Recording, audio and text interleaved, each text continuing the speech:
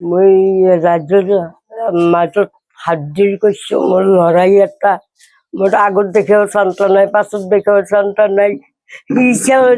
কৰি পেলাই মই আমাক বুঢ়ী এটাই তিনিজন মানুহ, তাৰ কিবা হ'লে আমাৰ কি উপায় হ'ব? আপোনালোকক আশীৰ্বাদ কৰিছো, আপোনালোকে কিবা এটা উপায় দিয়ক মোক। ডেমচিক গেল, ডেমচিত কেটে দিছে, নতুন মেডিকেলত ভৰ্তি হ'ব দিছে, তাতেও ভৰ্তি হ'ব নোৱাৰিলো। 2 দিন গেল, 2 দিনতো আমি ফিৰি আহিলো, চিট নাপালো। মই কি কৰো, উপায় নাই।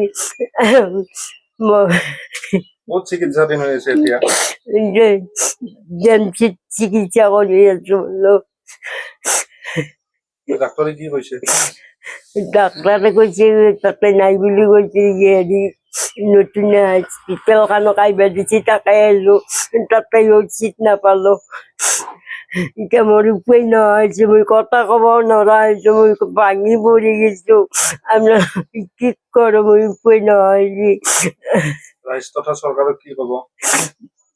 ৰাইজে কয় আশীৰ্বাদ কৰিছে মোৰ ল'ৰাটোৰ কাৰণে, চিকিৎসাৰ কাৰণে সহায় সাহায্য কৰে। আৰু হেমন্ত বিশ্ব শৰ্মাকো মই আশীৰ্বাদ হেৰি কৰিছো, হাত জোৰ কৰি কৈছো, এটা জানো চিট দিয়ে নতুন মেডিকেলৰ কাৰণত, মই ল'ৰাটোক জানো ঘূৰাই পাম। একান্তি মই আশীৰ্বাদ কৰো, জানো এই 3টা পৰিয়াল আমি কি কৰি খাম, কি কৰি নাখাম। কিবা কিডনী বদলিব লাগিলেও মোৰ তাৰ পৰা দিম, তেওঁ মোক ল'ৰাটোক বাচাই দিয়ক। যিকোনো খবৰৰ বাবে যোগাযোগ কৰক আমাৰ এই নম্বৰত 9181 307 221।